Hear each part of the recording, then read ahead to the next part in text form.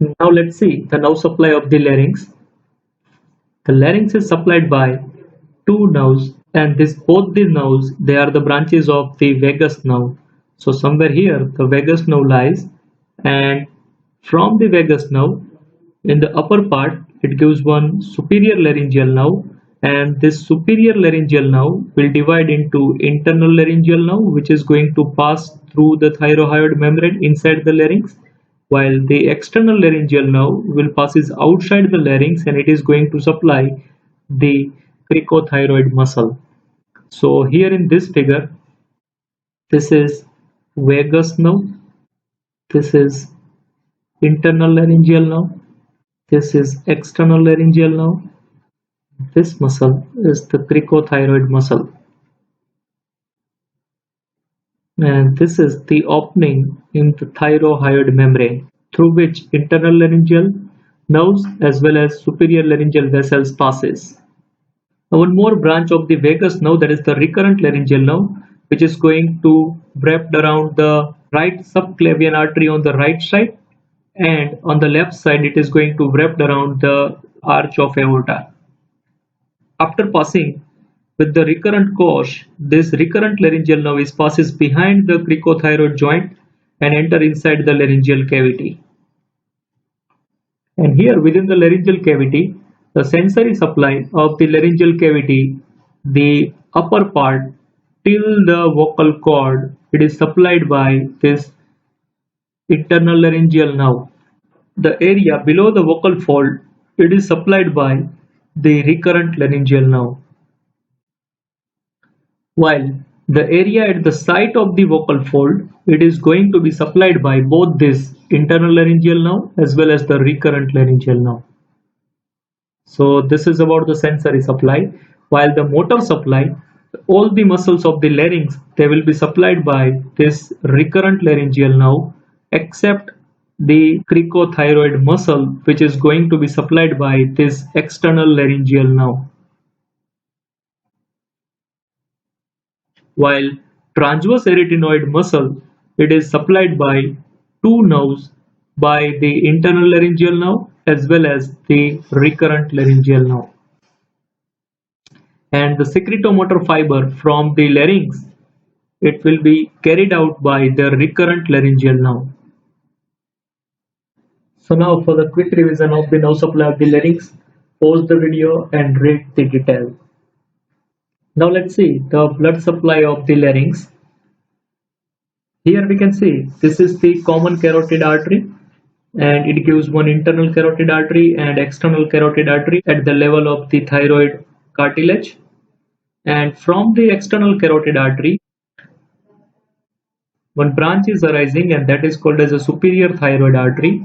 And from the superior thyroid artery, the superior laryngeal artery is going to arise, and which is going to enter through the opening within the thyroid membrane to supply the larynx.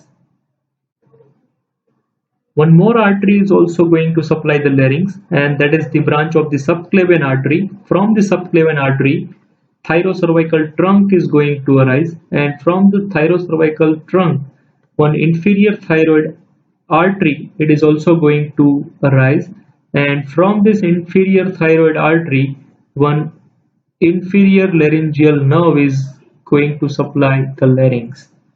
So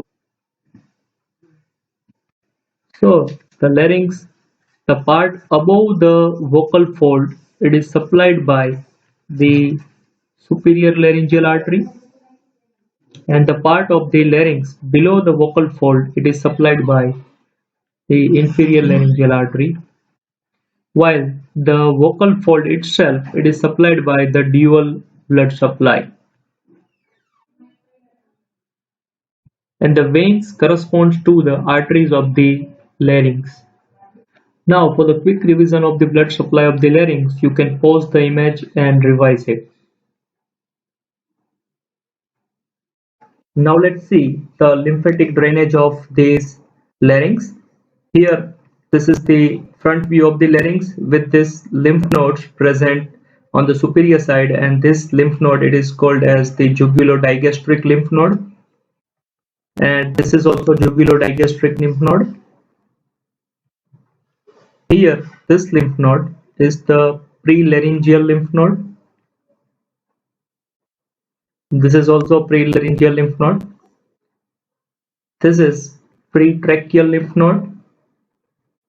This is also pretracheal, and this is paratracheal lymph node.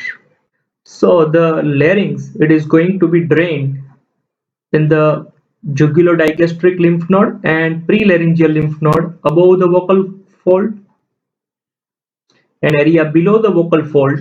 This area will drain into the pre and paratracheal lymph nodes.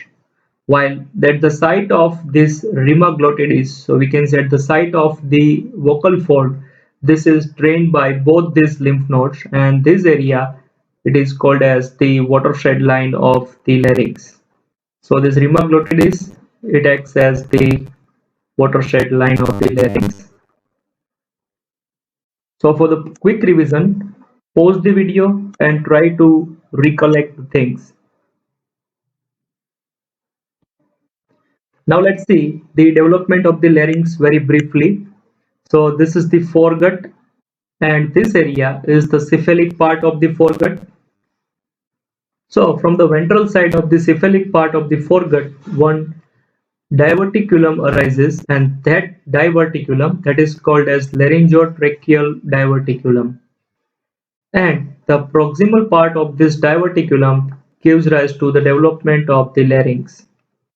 So we can say larynx is going to be developed from the cephalic part of the foregut ventral wall, from where the laryngotracheal diverticulum is going to arise, and this diverticulum proximal part will give rise to the development of the larynx, while the lower part, distal part of this diverticulum will give rise to the development of the trachea and the lung.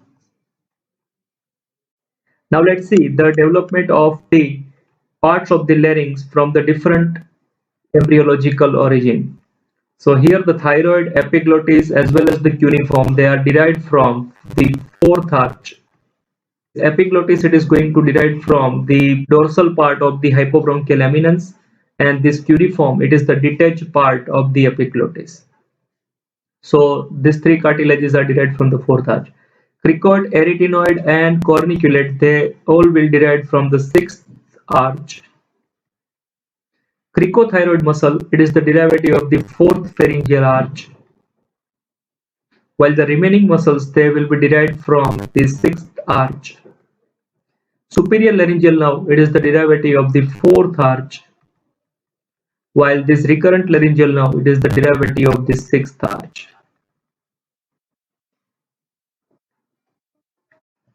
Now let's see the applied anatomy of the larynx. Sometime accidentally, at the time of the thyroidectomy, this recurrent laryngeal nerve may get injured, and when this one-sided recurrent laryngeal nerve may get injured, it will lead to the paralysis of all the muscles of the larynx except this cricothyroid, because cricothyroid muscle is going to be supplied by external laryngeal nerve, which is a branch of superior laryngeal nerve. So at the time of the injury to the recurrent laryngeal nerve of one side, it will lead to the paramedian position of the vocal fold of the affected side, while the normal sided vocal fold will act normally and may cross the median position to work properly. So in this case, the phonation as well as the respiration is least affected, but it will obviously produce discomfort in talking as well as the slight hoarseness of the voice. When the recurrent laryngeal nerve of both the side will get affected, it will lead to the paramedian position of the vocal folds from the both the side, and this will lead to the severe breathlessness as well as the problem in the phonation, and at that time the tracheostomy is the only option immediately. When the recurrent laryngeal nerve of both the side as well as this external laryngeal nerve of both the side will affected the all the muscles of the larynx, and it will lead to the cadaveric position of the vocal folds. Sometimes a growing tumor or vascular aneurysm compresses upon the recurrent laryngeal nerve, and this compression on the recurrent laryngeal nerve will follow the Siemens law.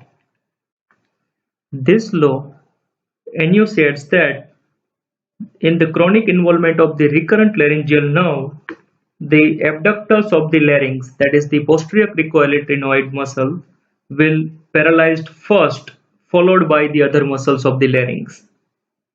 The cause of such observation is not known, but possibly the abductors are supplied by the thickly myelinated nerves, which are more vulnerable to oxygen lack due to the pressure of the aneurysm or the tumor around the recurrent laryngeal nerve itself.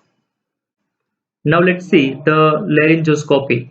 The structures at the time of the direct laryngoscopy we can already discussed before, but for the quick revision we can identify this is epiglottis, this is vestibular fold, and this one is the vocal fold.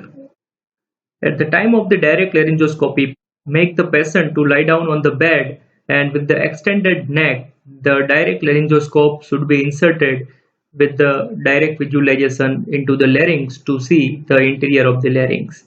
And this is most commonly done at the time of the foreign body impingement within the larynx and at the time of the removal of that foreign body.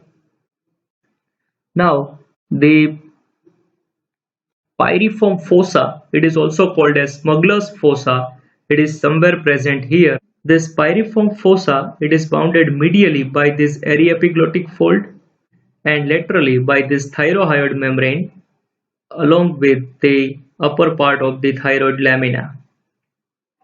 And the floor, it is formed by the fusion of both these walls. Just below the floor, the internal laryngeal nerve passes, and this piriform fossa, it is used by some smugglers to put some important things or very precious things, or we can say diamonds, in this fossa, and that's why it is called as a smuggler's fossa. So this is an important fossa just lateral to the laryngeal inlet. Now, in case of the overuse of the voice, as in case of the singer or the teachers, the friction of the vocal folds of the both the side may lead to the development of some small fibrous nodule at the maximum friction area, that is at the junction of the anterior one third and the middle one third of the vocal cord, and this nodules, this is called as the singer's nodule. It is also called as teacher's nodule, where the hoarseness of the voice is common and it is not a tumor. It is a fibrous enlargement. So this is all about the larynx. Hope you understand well. Thanks for watching.